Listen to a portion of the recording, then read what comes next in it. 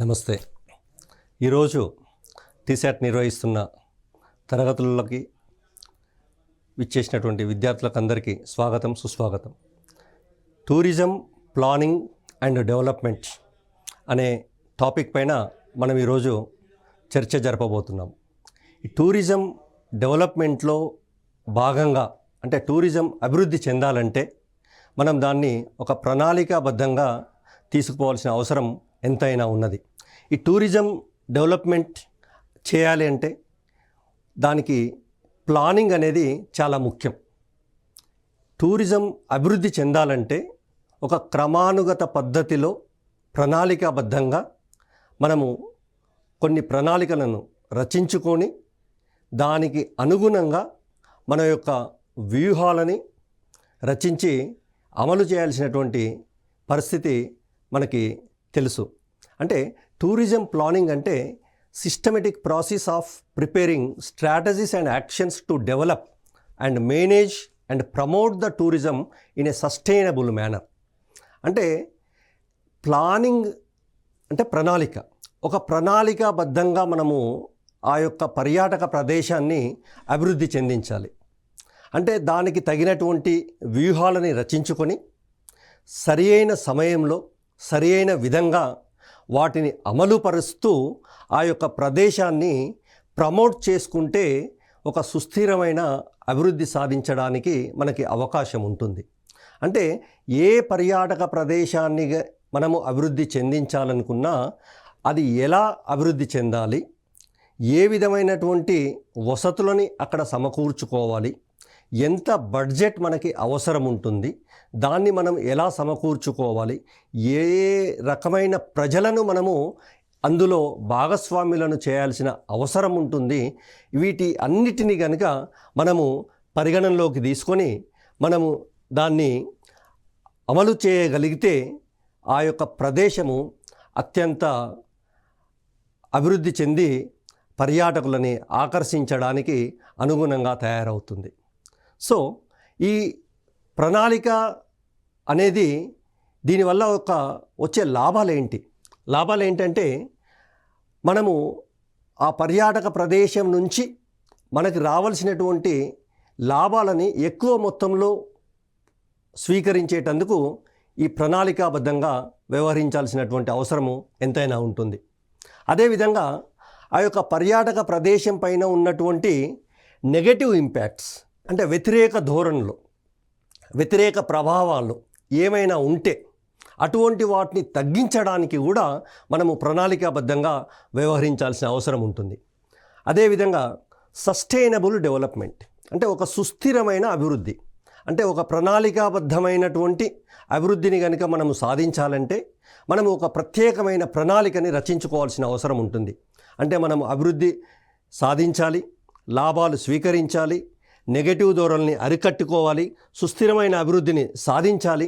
అలాగే ఆ పర్యాటక ప్రదేశాన్ని విజిట్ చేసేటువంటి పర్యాటకులకు ఒక అందమైన మెమరీస్ని అంటే అందమైన అనుభూతులని వాళ్ళు నిక్షిప్తం చేసుకునే విధంగా మనము ఆ ప్రదేశాన్ని అభివృద్ధి పరచాలంటే మనం తప్పకుండా మనం ఒక ప్రణాళికను అనేది రచించుకొని అమలు చేయాలి.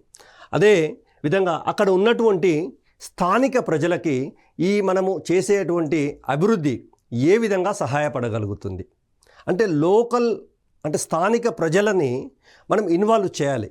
స్థానిక ప్రజలను భాగస్వామ్యులు చేయకుండా మనం ఆ ప్రదేశాన్ని కనుక అభివృద్ధి చేస్తే అది సమగ్రమైన అభివృద్ధి అనిపించుకోదు. కాబట్టి బెనిఫిట్స్ని మ్యాక్సిమైజ్ చేయడానికి, నెగటివ్ ఇంపాక్ట్స్ని తగ్గించడానికి, సుస్థిరమైన అభివృద్ధిని సాధించడానికి వీటన్నిటి కోసము ఒక ప్రణాళిక అనేది అవసరం. ఎందుకంటే ఈ టూరిజం అభివృద్ధిలోనే కాకుండా మన నిత్య జీవన గమనంలో కూడా ఏ పని చేయాలన్నా కూడా ఒక ప్రణాళిక, ఒక ప్లానింగ్ అనేది ఎంతో అవసరం. అదేవిధంగా ఈ పర్యాటక ప్రదేశాన్ని అభివృద్ధి చేయాలన్నా కూడా ప్లానింగ్ అనేది ఎంతో ముఖ్యమైనది. ఎందుకంటే ఒక ప్రణాళికాబద్ధమైన విధంగా మనం కనుక ఆచరించుకోగలిగితే, ఒక ప్రణాళికని రచించుకోగలిగితే ఆర్థికమైన వృద్ధిని సాధించడానికి వీలు కలుగుతుంది. ఉన్నటువంటి ప్రజలకు అత్యధిక స్థాయిలో ఉపాధిని కల్పించుకోవడానికి కూడా మనం ప్రణాళికని రచించుకోవాలి. ఈ ప్రణాళిక రచించుకోవడం అనేది మనకి కొత్త పద్ధతి ఏమీ కాదు. భారతదేశం స్వాతంత్రం సంపాదించినప్పుడే మనం పంచవర్ష ప్రణాళికలను తయారు చేసుకొని ఒక భారతదేశ క్రమానుగత అభివృద్ధికి దోహదపడిన విధంగా మనం ప్రణాళికలను రచించుకున్నాం. అదేవిధంగా ఈ పర్యాటక ప్రదేశాలని కూడా ప్రణాళికను రచించుకొని అభివృద్ధి చేస్తే మనకు ఎకనామిక్ గ్రోత్ ఉంటుంది, ఉపాధి ప్రజలకు లభిస్తుంది. అదేవిధంగా అక్కడ ఉన్నటువంటి ఆ పర్యాటక ప్రదేశంలో అత్యంత అనుకూలంగా వచ్చేటువంటి పర్యాటకులకి సౌకర్యవంతంగా ఉండేటట్లుగా మౌలిక వసతుల కల్పనను చేసుకోవడానికి వీలవుతుంది. అంటే రోడ్డు ఫెసిలిటీ కానీ, హోటల్స్ నిర్మించుకోవడం కానీ, వివిధ రకాలైనటువంటి అవసరాలను తీర్చుకోవడం కోసము వారికి ఎలాంటి మౌలిక వసతులు అయితే అవసరం ఉంటావో వాటిని ఏ విధంగా అభివృద్ధి పరచాలంటే మనం ఒక ప్రణాళికను రచించుకోవాలి. ఈ ప్రణాళికను రచించుకోవడం చేసేటప్పుడు మనము పర్యావరణాన్ని కూడా పరిరక్షించాలి. అంటే ఇప్పుడు ఉన్నటువంటి న్యాచురల్ ఎన్విరాన్మెంట్ని, ఇప్పుడున్నటువంటి పర్యావరణాన్ని దెబ్బతినకుండా, దీనికి ఎలాంటి డ్యామేజ్ చేయకుండా ఈ పర్యాటక ప్రదేశాన్ని ఏ విధంగా అభివృద్ధి చేసుకోవాలి అంటే దానికి తగినంత మంది నిపుణుల నుంచి సలహాలు సూచనలు స్వీకరించి ఒక ప్రణాళికను తయారు చేసుకోవాలి. అదేవిధంగా ఈ ప్రణాళికను తయారు చేసుకునే భాగం లోపల మనం పర్యావరణాన్ని ఎలా దెబ్బతినకుండా చూసుకుంటున్నామో అదేవిధంగా మన యొక్క వారసత్వాన్ని, సంస్కృతిని కూడా పరిరక్షించుకోవాలి. అంటే మనం ఒక లోకల్ కమ్యూనిటీ ఒక సంస్కృతిని పూర్తిగా రూపుమాపడం చేయకూడదు. వారి యొక్క సంస్కృతికి విలువ ఇస్తూ ఆ సంస్కృతిని అక్కడ ఉన్నటువంటి పర్యాటక ప్రదేశానికి అనుసంధానం చేస్తూ ఏ విధంగా అభివృద్ధి చేయాలి. ఈ విధంగా చేయడం కోసము మనం తగినటువంటి ప్రణాళికను తప్పకుండా డెవలప్ చేసుకోవాల్సిన అవసరం ఉంది. ఈ యొక్క ప్రణాళిక అనేది సమతుల్య ప్రాంతీయ అభివృద్ధికి అత్యంత దోహదకారి అవుతుంది. సమతుల్య ప్రాంతీయ అభివృద్ధి అంటే మన యొక్క తెలంగాణ ప్రదేశమే కనుక తీసుకుంటే తెలంగాణలో 33 జిల్లాలు ఉన్నాయి. ఒకే జిల్లాలో అత్యంత అభివృద్ధిని ఒక పర్యాటక ప్రదేశాన్ని డెవలప్ కనుక చేస్తే మిగతా జిల్లాల్లో ఉన్నటువంటి పర్యాటక ప్రదేశాలని నిర్లక్ష్యం చేయడం అనేది తగదు. అన్ని జిల్లాలలో ఉన్నటువంటి పర్యాటక అభివృద్ధి స్థలాలను కనుక గుర్తించి తగిన విధంగా డెవలప్ చేస్తే రాష్ట్రము సమగ్ర అభివృద్ధి చెందడానికి వీలు కలుగుతుంది. దాన్నే మనము సమతుల్య ప్రాంతీయ అభివృద్ధి అంటాము. అదేవిధంగా ఇక్కడికి వచ్చేటువంటి పర్యాటకులకు భద్రత, రక్షణ అత్యంత విలువైనది. ఎందుకంటే మానవ ప్రాణం అనేది అన్నిటికంటే విలువైనది. సో పర్యాటకులు మన ప్రదేశానికి విచ్చేస్తున్నప్పుడు వారికి ఎలాంటి రక్షణ కల్పించాలి. ఫర్ ఎగ్జాంపుల్ మనము బోట్ రైడింగ్ ఉంటుంది. ఎక్కడైనా లేక్లో బోట్ రైడింగ్కి వెళ్ళినప్పుడు వారికి సేఫ్టీ జాకెట్స్ తప్పకుండా ఇవ్వాలి. ఆ బోట్ లోపల కెపాసిటీకి మించి ప్రయాణికులని అలో చేయకూడదు. ఈ విధంగా కొంత రక్షణ వ్యవస్థను ఏర్పాటు చేసుకుని వారి యొక్క భద్రతకి అత్యంత ప్రాధాన్యతనిస్తూ మన ప్రణాళికని తయారు చేసుకోవాలి. అయితే ఈ భద్రత రక్షణకి ఎలాంటి కాంప్రమైజ్ కాకుండా విజిటర్స్ యొక్క అనుభూతి కూడా అత్యంత అందంగా ఉన్నతంగా ఉండేటట్లుగా మనం ఈ ప్రణాళికను తయారు చేసుకోవాల్సిన అవసరం ఉంటుంది. అదేవిధంగా ఈ ప్రణాళిక తయారు చేసుకునేటప్పుడు మనం ఇంకొక అంశం గుర్తుంచుకోవాల్సింది ఏంటంటే లాంగ్ టర్మ్ సస్టైనబిలిటీ. అంటే మనం చేసేటువంటి ఈ ప్రణాళిక ఒక సంవత్సరానికి లేకపోతే ఒక్క నెలకో లిమిట్ కాకుండా అత్యంత లాంగ్ టర్మ్ లోపల ఈ యొక్క పర్యాటక ప్రదేశానికి ఉపయోగపడే విధంగా మన ప్రణాళిక రచించుకుంటే అది అందరికీ శుభసూచకం. సో ఈ ప్రణాళికను రచించుకునేటప్పుడు 3 రకాల ప్రణాళికలు ఉంటాయి. ఒకటి మాస్టర్ ప్లానింగ్, రెండవది స్ట్రాటజిక్ ప్లానింగ్, మూడవది డెస్టినేషన్ ప్లానింగ్. స్ట్రాటజిక్ ప్లానింగ్ అంటే ఒక 10 నుంచి 20 సంవత్సరాల తర్వాత ఈ ప్రదేశం ఎలా ఉండాలి అనేది మనము ఒక ఇమాజినేషన్ చేసుకొని దానికి అప్పటికి మనకి ఎంతమంది పర్యాటకులు వస్తారు, వారికి కావలసినటువంటి మౌలిక వసతులు ఏంటి, వారికి కావలసినటువంటి రక్షణ వ్యవస్థ ఎలా ఉంటుంది, అప్పుడు ఉన్నటువంటి అవసరాలు ఏంటి, వాటికి ఎంత స్థలం కావాలి, ఎంత బడ్జెట్ కావాలి, ఎలా మొదలు పెట్టాలి అనేది చేసుకోగలిగితే మనము మాస్టర్ ప్లానింగ్ అంటాం. అంటే ఒక దీర్ఘకాలిక ప్రణాళిక. Next strategic planning. Strategic planning అంటే కేవలం ఒక 10 సంవత్సరాల వరకు, 5 నుంచి 10 సంవత్సరాల వరకు. మీడియం ప్లానింగ్ అంటే మీడియం ప్లానింగ్ ఎందుకంటే ఒక గవర్నమెంట్ కనుక ఒక స్థలాన్ని అభివృద్ధి పరచాలనుకుంటే ఆ గవర్నమెంట్ పీరియడ్ 5 సంవత్సరాలు అనుకుంటే ఒక తక్కువ టైం లోపల మనం ఎలా అభివృద్ధి పరచాలి. సో దానికోసము పరిమిత కాల వ్యవధితో కూడినటువంటి ప్రణాళికను రచించుకోవాలి. ఉదాహరణకి ఇప్పుడు మనం భాగ్యనగరాన్ని అత్యంత సుందరంగా అభివృద్ధి చెందిన నగరంగా పర్యాటకులని ఆకర్షించే విధంగా తయారు చేయాలనుకుంటున్నాం. మరి దానికోసం ఏం చేయాలి అంటే మాస్టర్ ప్లాన్ ఉండాలి.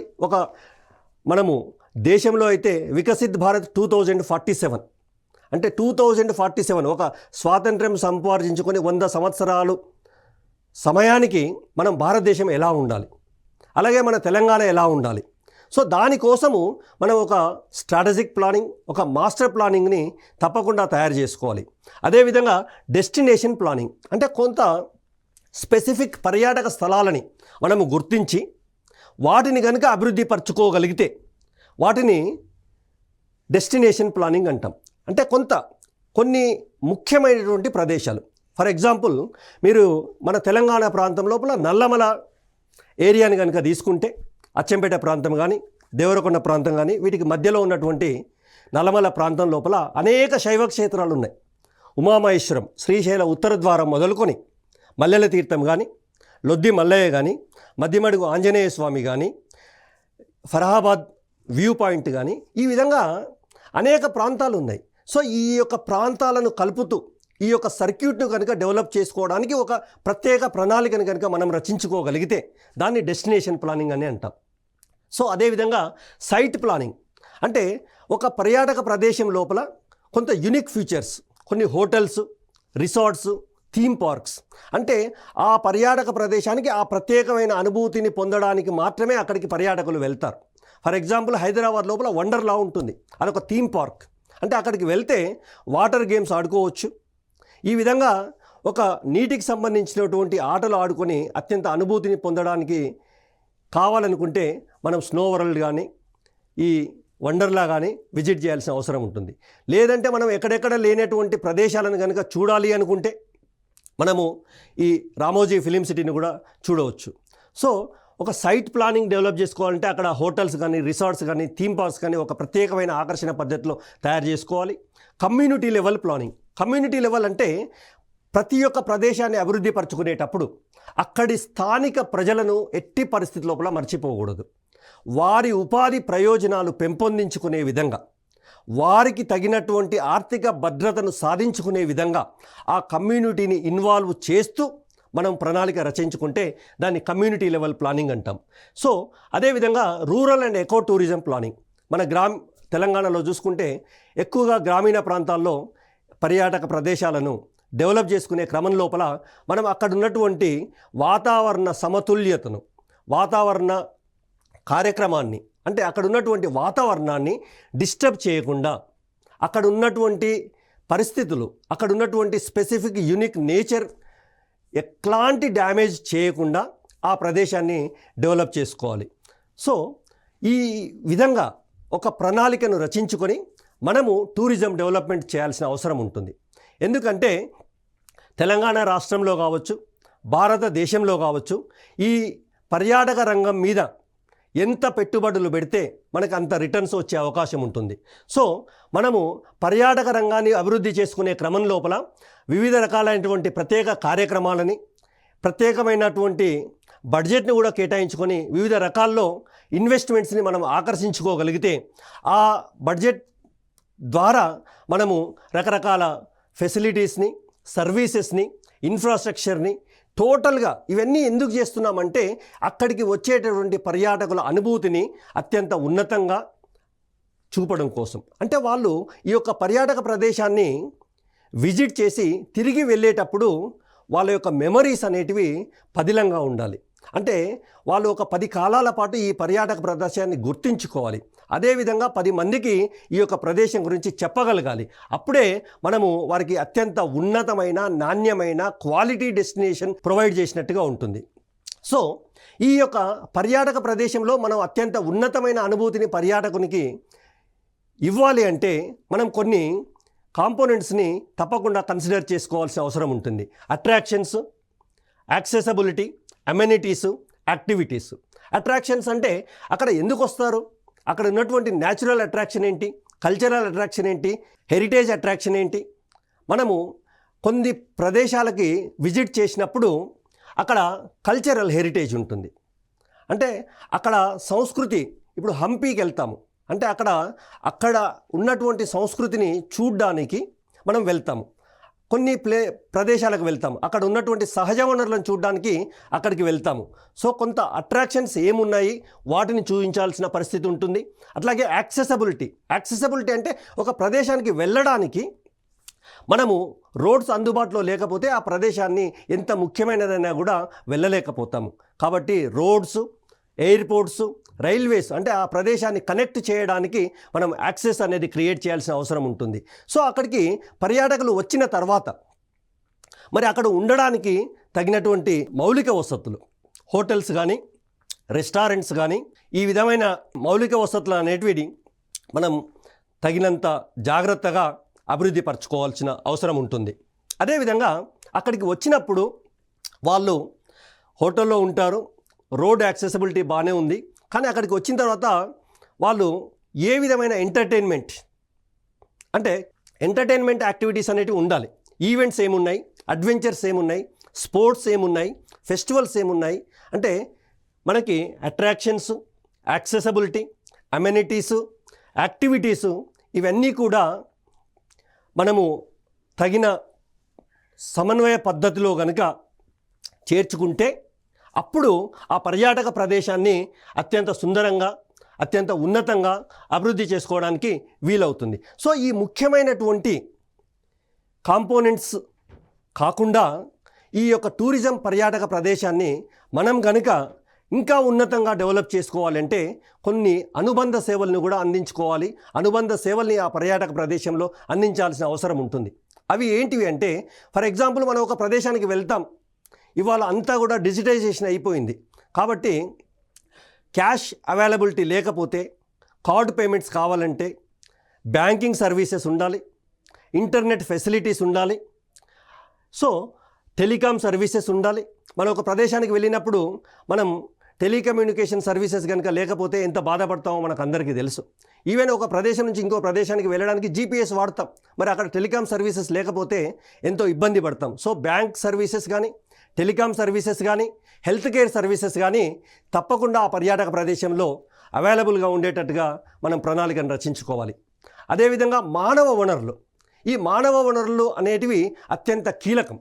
ఎందుకు కీలకం అంటే ఎన్ని టెక్నాలజీ మనము అందుబాటులో ఉంచుకున్నా కూడా ఈ మానవ వనరులు అంటే అక్కడ ఉన్నటువంటి టూరిజం ప్రదేశాన్ని గురించి చెప్పడానికి కానీ, ఫర్ ఎగ్జాంపుల్ గైడ్స్ కానీ, సో స్కిల్డ్ ఉన్నటువంటి పీపుల్ అక్కడ ఉన్నటువంటి కొన్ని ప్రత్యేక పరిస్థితుల్లో మనల్ని తీసుకువెళ్ళడానికి కానీ, సో అక్కడ స్కిల్డ్ నాణ్యమైన పని తెలిసినటువంటి మనుషులు, మానవ వనరులు మనం అక్కడ అవైలబుల్గా ఉంచాల్సిన అవసరం ఉంటుంది.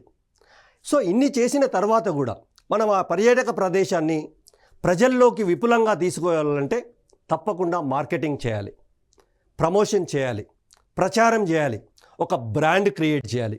ఫర్ ఎగ్జాంపుల్ మనం ఈరోజు చూస్తూ ఉన్నాము, తిరుమల తిరుపతి దేవస్థానం ప్రతిరోజు కొన్ని వేల మంది, లక్షల మంది అక్కడికి వెళ్తున్నారు. దర్శనం కోటా టికెట్లు విడుదల చేస్తే 10 నిమిషాలలో లక్షల టికెట్లు అయిపోతున్నాయి. ఎందుకు? ఒక బ్రాండ్. ఏంటి బ్రాండు? హిందువుల ఆరాధ్య దైవం తిరుమల తిరుపతి. ఆ విధంగా అన్ని ప్రదేశాలకు కూడా వాటి యూనిక్ ఫీచర్స్ తోటి ఒక బ్రాండ్ను డెవలప్ చేయాల్సిన అవసరం ఉంది. ఆ బ్రాండ్ డెవలప్ చేయాలంటే మనం మార్కెటింగ్ చేయాలి. మార్కెటింగ్ చేయాలంటే ఇంకా ఎలాంటి బ్రాండ్ డెవలప్ చేయాలంటే మీకు ఇంకొక చిన్న ఉదాహరణ చెప్తాను. మనం హైదరాబాద్లో కనుక చిలుకూరు బాలాజీ దేవస్థానం ఉంటుంది. అతనికి ఎలాంటి బ్రాండ్ అంటే వీసా గార్డ్ అని ఒక బ్రాండ్. అంటే ఆ బాలాజీ దగ్గరికి వెళ్తే తప్పకుండా బయటి ప్రదేశాలకు వెళ్ళేటందుకు వీసా లభిస్తుంది. అంటే వీసా గార్డ్ అనే విధంగా అక్కడ బాలాజీ గారు ప్రాచుర్యంలోకి వచ్చారు. అంటే మన యొక్క పర్యాటక ప్రదేశాలు ఏవైతే ఉన్నావో వాటికి ఉన్నటువంటి స్పెషాలిటీస్ని మనం పరిగణనలోకి తీసుకొని తప్పకుండా ఒక బ్రాండ్ డెవలప్ చేయాల్సిన అవసరం ఉంటుంది. సో ఈ టూరిజం డెవలప్మెంట్ని ఈ విధంగా డెవలప్ చేయాలి, పర్యాటక ప్రదేశాలని అభివృద్ధి పరచాలి అంటే మన యొక్క ప్రభుత్వము కూడా ఒక విజన్ తోటి ముందడుగు వేయాల్సినటువంటి అవసరం ఉంటుంది.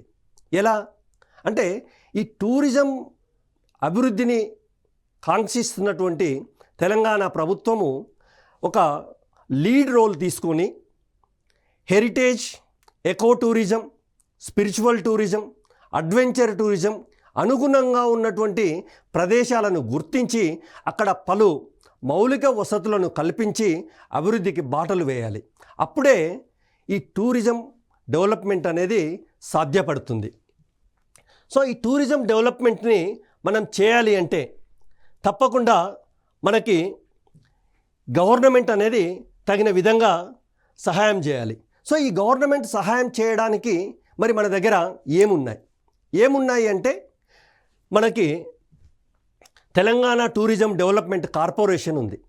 తెలంగాణ టూరిజం డెవలప్మెంట్ కార్పొరేషన్ ద్వారా వారు ఎన్నో పర్యాటక ప్రదేశాలలో తగిన మౌలిక వసతులని అభివృద్ధి పరుస్తున్నారు.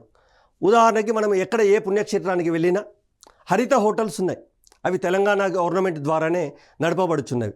అలాగే department of tourism, government of Telangana కొన్ని ఇంపార్టెంట్ సర్క్యూట్స్ని ఐడెంటిఫై చేసి వాటికి రవాణా సౌకర్యం కానీ కొన్ని ప్రత్యేక ప్రణాళికలు రచించుకొని, అంటే కొన్ని సర్క్యూట్స్కి టూరిస్ట్ ప్యాకేజెస్ అంటే 3 days 2 nights ఈ ప్రదేశాలను కలుపుకుంటూ మనం తిరిగి రావచ్చు అనే విధంగా కొన్ని ప్రణాళికాబద్ధమైనటువంటి పనులను గవర్నమెంట్ కనుక ముందుకు తీసుకువస్తే తప్పకుండా ఈ తెలంగాణ రాష్ట్రంలో కానీ భారతదేశంలో కానీ ఈ టూరిజం అనేది అత్యంత వేగంగా అభివృద్ధి చెందడానికి అవకాశం ఉంటుంది.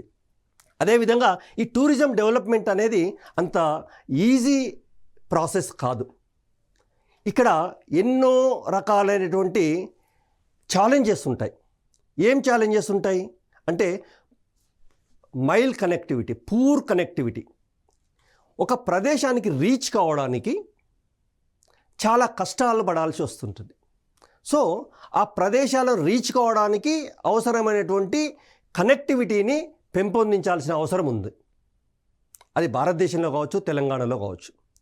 ఉదాహరణకి ఇక్కడ కూడా చెప్తాను. నల్లమల ప్రాంతంలో లొద్ది పుణ్యక్షేత్రానికి వెళ్ళాలంటే సంవత్సరంలో కేవలము కొన్ని రోజులు మాత్రమే అది ఓపెన్ ఉంటుంది.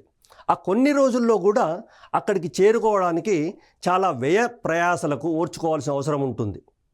ఆ కొన్ని రోజులు ఆ యొక్క రోడ్డుని అభివృద్ధి చేసి పర్యాటకులకి కొంత వెసులుబాటు కల్పిస్తున్నారు.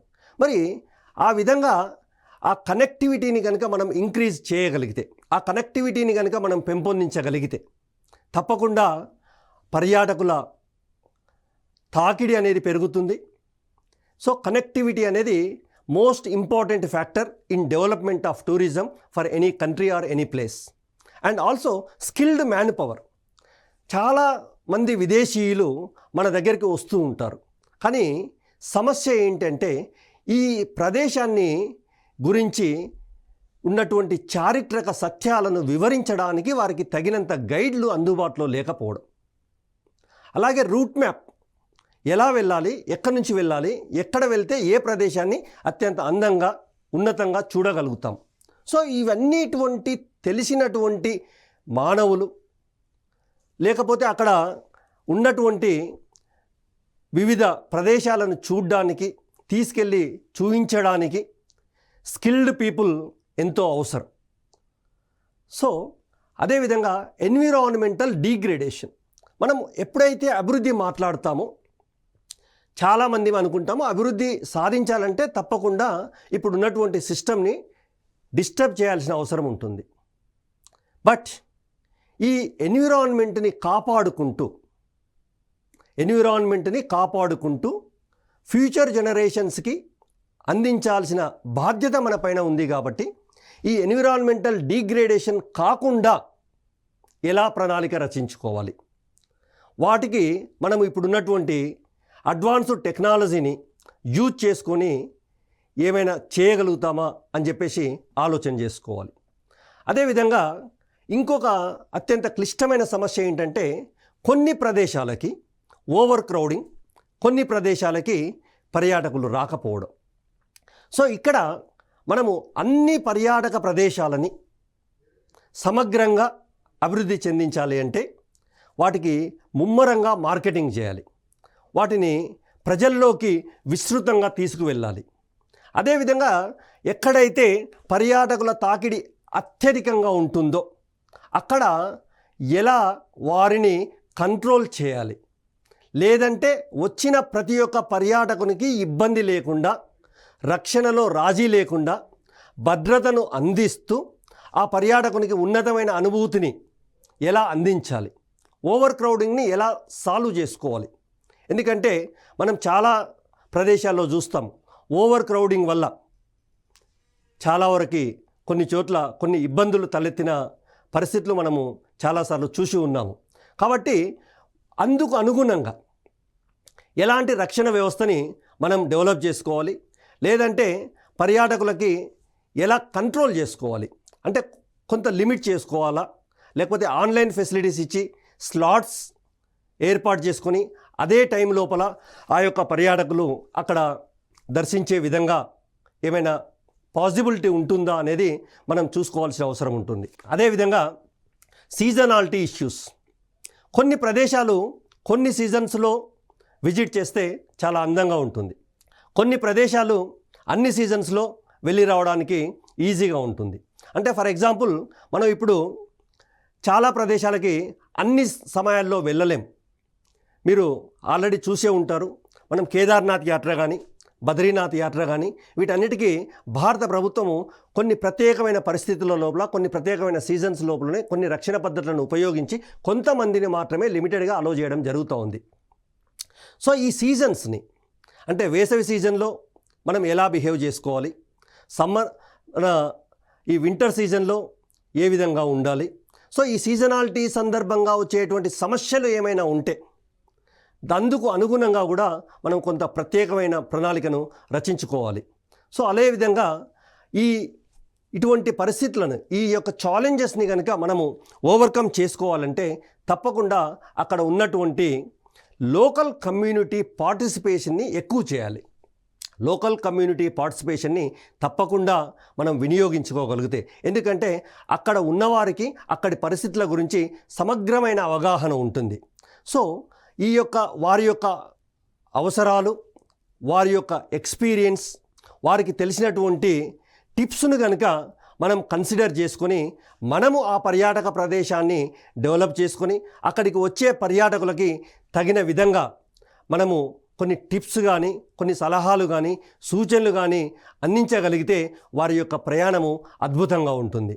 సో వీటన్నిటినీ మనము కన్సిడర్ చేసినా కూడా చివరగా మనం చూసుకోవాల్సింది అంటే ఇన్వెస్ట్మెంట్ గ్యాప్స్ కూడా. అంటే ఎక్కడ ఏ మౌలిక వసతులను అభివృద్ధి పరచడానికి మనకు ఎంత బడ్జెట్ అవసరం ఉంది, ఎక్కడి నుంచి ఈ యొక్క బడ్జెట్ని మనం సమకూర్చుకోవాలి. సో వీటన్నిటిని కూడా మనం చూసుకుంటే ఈ యొక్క పర్యాటకాన్ని డెవలప్ చేసుకోవచ్చు. సో ఇండియాలో కనుక మనం చూసుకుంటే మనం టోటల్గా ఈ పర్యాటక అభివృద్ధిని మెరుగుపరచుకోవడానికి భారతదేశంలో కనుక చూసుకుంటే స్మార్ట్ టూరిజం డెస్టినేషన్స్, మన యొక్క వికసిత్ భారత్ 2047లో భాగంగా స్మార్ట్ టూరిజం డెస్టినేషన్స్ అంటే కొన్ని ప్రత్యేకమైనటువంటి పర్యాటక ప్రదేశాలను గుర్తించి అభివృద్ధి చేయడము, digitisation and AI enabled tourism activities, అంటే మనము ఇప్పుడున్నటువంటి అడ్వాన్స్డ్ ఆర్టిఫిషియల్ ఇంటెలిజెన్స్ టెక్నాలజీని కనుక ఉపయోగిస్తూ మనము ఈ యొక్క క్రౌడ్ని తగ్గించుకోవడానికి కానీ, మనం యొక్క పర్యాటకులకు అత్యంత ఉన్నతమైన అనుభూతిని ఇవ్వడానికి కానీ మనం ప్రణాళిక చేసుకుంటే బాగుంటుంది. అదేవిధంగా హై స్పీడ్ రైల్ ఈ మధ్యలో చూసాము, మన భారతదేశం నుంచి ఒక ప్లేస్లో నుంచి ఇంకో ప్లేస్కి వెళ్ళడానికి వందే భారత్ రైల్ని ప్రవేశపెట్టడం జరిగింది. ఎయిర్పోర్ట్స్ని అభివృద్ధి పరచుకోవడం జరిగింది. అదేవిధంగా ఇండియాని ప్రపంచ స్థాయిలో నిలబెట్టడానికి గ్లోబల్ టూరిజం బ్రాండింగ్ డెవలప్ చేసుకొని కొంత స్కిల్ డెవలప్మెంట్ని కనుక యూత్కి అందించగలిగితే తప్పకుండా ప్రపంచం లోపల భారతదేశాన్ని నెంబర్ 1గా పర్యాటకంలో నిలబెట్టుకోవడానికి అవకాశం ఉంటుంది. అదేవిధంగా మన రాష్ట్రానికి సంబంధించి తెలంగాణలో కనుక పర్యాటకాన్ని అభివృద్ధి చేసుకోవడానికి అవకాశం ఉంటుంది. ఇక్కడ కూడా eco tourism parks in all districts 33 జిల్లాల్లో కనుక ప్రతి జిల్లాలో ఎకో టూరిజం పార్క్ని అభివృద్ధి పరచుకోవడానికి, అట్లాగే ప్రతి ఒక్క రూరల్ విలేజ్లో అక్కడ ఉన్నటువంటి ప్రత్యేక పరిస్థితులను అందిపుచ్చుకొని రూరల్ టూరిజంను డెవలప్ చేసుకోవాలి. కొన్ని ప్రదేశాల్లో హెరిటేజ్ రిస్టారేషన్, ఫర్ ఎగ్జాంపుల్ వరంగల్లో కానీ నల్గొండలో కానీ ఇక్కడ ఉన్నటువంటి హెరిటేజ్ని పునరుద్ధరించుకొని పర్యాటకులని ఆకర్షించగలిగితే అత్యంత అద్భుతంగా ఉంటుంది. మెడికల్ టూరిజం, హైదరాబాద్ ఈ మధ్యకాలంలో మెడికల్ టూరిజం హబ్గా రూపొందించడం జరిగింది. అదేవిధంగా హైదరాబాదు ఐటీ బేస్డ్, అంటే ఐటీకి కూడా ఒక హబ్గా జరిగింది. ఈ విధంగా టూరిజం అభివృద్ధి చేసుకోవడం వల్ల స్థానిక ఉపాధి జరుగుతుంది, హోమ్ స్టేస్ పెరుగుతాయి, లోకల్ హ్యాండిక్రాఫ్ట్స్ పెరుగుతాయి, స్థానిక వంటకాలని పర్యాటకులకు రుచి చూపిస్తే వాళ్ళ యొక్క డిఫరెంట్ టేస్ట్ని అనుభూతి చెందుతారు. అదేవిధంగా మన లోకల్ ప్రదర్శనలు కనుక ప్రదర్శిస్తే వారు ఆనందించే అవకాశం ఉంది. వీటన్నిటిని కనుక మనము పర్యాటకులకు అందించాలంటే లోకల్ పీపుల్ని, లోకల్ ప్రజలని వాళ్ళని పార్టిసిపేట్ చేయాలి, వాళ్ళని భాగస్వామ్యం చేయాలి. అప్పుడే మనము ఈ టూరిజం డెవలప్మెంట్ అనేది సమగ్రంగా జరుగుతుంది. సో ఎందుకంటే ఈ పర్యాటక ప్రణాళిక మరియు అభివృద్ధి యొక్క ముఖ్య ఉద్దేశం ఏంటంటే sustainable growth, community benefits and cultural preservation. ఈ మూడు సాధించగలగాలి. సస్టైనబుల్ గ్రోత్, ఒక సుస్థిరమైన అభివృద్ధిని సాధించాలి. అక్కడ ఉన్నటువంటి స్థానిక ప్రజలు లాభాలు రావాలి. అదేవిధంగా మనకు ఉన్నటువంటి వారసత్వ సాంస్కృతిక సంపదను మనము పరిరక్షించుకోవాలి. సో ఈ మూడు కాంపోనెంట్స్ని మనం పరిరక్షించుకునే విధంగా మన యొక్క పర్యాటక ప్రణాళిక రచించబడాలి. అప్పుడే మన భారతదేశంలో కానీ తెలంగాణలో కానీ పర్యాటకము అత్యంత అభివృద్ధి చెంది మనము గ్లోబల్ లోపల ఒక బ్రాండ్ డెవలప్ చేసుకోవడానికి అవకాశం ఉంటుంది. Thank you.